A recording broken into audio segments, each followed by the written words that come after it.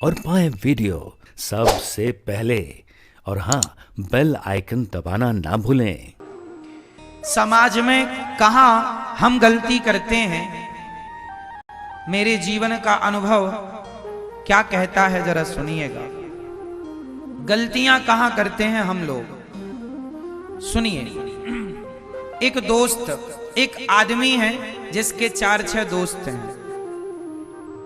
4-6 दोस्त साथ में बैठ के चाय पीते हैं, साथ में ही खाते पीते हैं और साथ में अधिक समय गुजारते हैं। तभी क्या हुआ, उन 4 दोस्तों में जो एक दोस्त था वो सोचा कि अपने दोस्तों के साथ में व्यर्थ में समय गुजारता हूं, कभी यहां घूम रहा हूं, कभी यहां चाय पी रहा हूं, कभी यहां, तो समय व्यर्थ जा रहा है। तो एक दोस्त ने सोचा क्यों ना मैं अपना खुद का बिजनेस शुरू कर दूं, क्यों ना मैं अपना खुद का कुछ काम शुरू कर दूं। तो एक ने काम स्टार्ट किया, अपना कुछ बिजनेस, और वो उसमें आगे बढ़ने लगा। जब वो आगे बढ़ने लगा तो उसके जो 3 दोस्त थे, अब उन तीनों को लगा यार ये तो हमसे बहुत आगे चला गया। फिर वो 3 कौन हो गए, वही 3 हो गए उसके सबसे बड़े, वही 3 दुश्मन। कहीं बाजार से लाने नहीं पड़ते कि चलो भैया तुम हमसे दुश्मनी करो। दुश्मन हमें कहीं बाजार से लाने नहीं पड़ते। आप वो एक लड़का, एक व्यक्ति जो सफल हो गया तो उसके अपने वो दोस्त, वो 3 बन गए दुश्मन, और वह उसको खींचने लगे कि हम जैसे हैं तुम भी ऐसी रहो हमारी तरह। कहां आगे जा रहे हो, है ना, तुम भी हमारी तरह रहो। तो समाज में आप ये गलती करते हैं कि आप पहले ज्यादा किसी को मुंह लगा लेते हैं, फिर वही लोग जिनके साथ आप उठते बैठते थे वही लोग आपकी बुराई करने लग जाते हैं, वही आपको उलझाने लग जाते हैं, वही आप पर मिथ्या आरोप लगाने लग जाते हैं। इसलिए कहा करता हूं कि समाज में ज्यादा लोगों के बीच में उठना बैठना भी बुरा है। 4 जगह उठे बैठेंगे 4 बातें होंगी। 4 बातों में कौन सी बात किसको बुरी लग जाए और कौन सी बात का वो राई का पहाड़ बना दे। इसलिए समाज में ज्यादा लोगों के साथ उठना बैठना भी अच्छा नहीं। आप किसी को अपने घर बुलाइए, आप एक बहुत बड़ा घर बनाइए, आप बहुत कामयाब हो जाइए, तो आप जिनको अपने घर बुलाएंगे, तो जो आपके घर आएंगे, आप शादी में बुलाइए, बच्चे के जन्मदिन में बुलाइए, किसी को समाज को आप बुलाते हैं, सब लोग आते हैं। तो सब लोग आते हैं तो जरूरी नहीं है कि बहुत लोग आपको आशीर्वाद देने ही आए हैं। कुछ लोग आपका वैभव देखकर ईर्ष्या पाल ले, अरे इनके पास इतना है, अरे तो इतनी तरक्की कर गए। वो आपसे मिलेंगे, आपका सब देखेंगे और जाकर के आपसे ईर्ष्या द्वेष चालू कर देंगे। इसलिए ज्यादा लोग उनके साथ उठो बैठो जो सदा भगवान की चर्चा करें, सत्संग किया करो, सत्संग में उठो बैठो, व्यर्थ की प्रपंच पंचायत में ना उलझें, यही सार है ना। ज्यादा प्रपंच में नहीं उलझना चाहिए किसी को, वरना आपका ही नुकसान है, आपके समय का ही नुकसान है। एक गांव का एक आदमी शहर चला गया और शहर जाकर उसने पहली बार लालटेन लेकर के आया। क्या लाया, जब लालटेन शुरू चला था तो लालटेन का भी एक क्रेज था। लालटेन जानते हैं आप लोग, लालटेन लेके आया। अब उसने अपने आंगन में लालटेन जलाया, और लालटेन ऐसा होता है कि आंगन में हवा चलती रहे तो भी जलता रहे, क्योंकि कांच का सपोर्ट रहता है उससे। क्यों? अब बुलाया, अब सारे गांव के लोग आए, भैया ये क्या चीज ले आए तुम, हमारा दिया तो हवा में बुझ जाता है, तुम्हारा बुझ नहीं रहा है। अब सारे गांव वाले देखने आए उसकी लालटेन। अब गांव वालों में काना फूसी चालू हो गई, यार भैया अपन सबके घर में अंधेरा है, इसके घर में उजेला है, क्या करें कि इसके घर में भी अंधेरा हो जाए क्या करें कि इसके घर में भी अंधेरा हो जाए। तो गांव के सभी लोगों ने, कुछ लोगों ने जो ईर्ष्या वाले थे, उन लोगों ने प्लान बनाया। उन लोगों ने कहा या तो इसका लालटेन हम लोग फोड़ दें,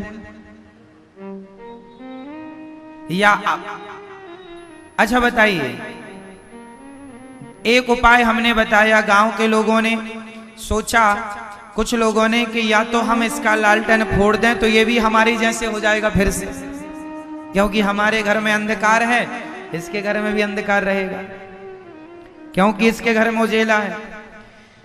या तो एक उपाय ये है कि इसका लालटेन फोड़ दिया जाए, या दूसरा उपाय ये है, अब बताओ दूसरा उपाय क्या है, आप लोग बताओ दूसरा उपाय क्या है, बता दो। दूसरा उपाय ये है, या अपन लोग भी शहर चलें और अपन लोग भी एक एक लालटेन लेके आए और अपने घर को भी रोशन कर लें, या तो अपन अपने घर को भी रोशनी से भर लें, या तो इसका भी लालटेन तोड़ डालें। कौन सा उपाय अच्छा है? कि उसका भी घर प्रकाश से भरा रहे और अपना घर भी प्रकाश से भर जाए, रोशनी से भर जाए। इसके लिए क्या करना पड़ेगा? उसकी तरह उसकी टांग पकड़ के खींचने समाधान नहीं है, उसका लालटेन तोड़ देना समाधान नहीं है। आप अपने आप को भी इतना कामयाब बना लो कि आपके घर भी एक लालटेन आए और आपका भी घर प्रकाश से भर जाए। तो जीवन में ये सबक हमें लेना सीखना चाहिए कि हम दूसरों को देखकर जलना बंद करें और अपने को भी उसकी तरह कामयाब बनाएं। अपने को भी हम उसकी तरह कामयाब बनाएं, ना कि उसका पांव पकड़ के खींचे। तो ये सिद्धांत जीवन में आप सब लोगों के काम आएंगे, आपके बच्चों के काम आएंगे।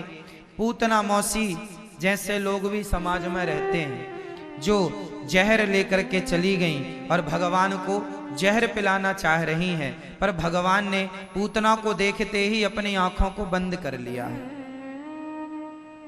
पूतना मौसी ने अपनी आंखें, बोलो मेरी मां, अपनी आंखें बंद कर ली। पूतना ने अपनी आंखें मूंद ली। अब भगवान कृष्ण ने अपनी आंखें मूंद ली पूतना को देखकर। आज से क्या हुआ? आपके लिए एक मैसेज है, ये मैसेज भगवान से मिल रहा है। भगवान श्री कृष्ण कहना चाहते हैं कि जो लोग आपके लिए जहर लेकर खड़े हों, जो लोग सदा आप के लिए बुरा सोचते हो, ऐसे लोगों को देखकर नेत्र बंद कर लो और ऐसे लोगों से सदा दूरी बना करके रखो। ऐसे लोगों से सदा दूरी बना के रखो। ये मैसेज देखना भी नहीं है अपने को। भगवान ने पूतना को देखना ही बंद कर दिया, नेत्र बंद कर लिए।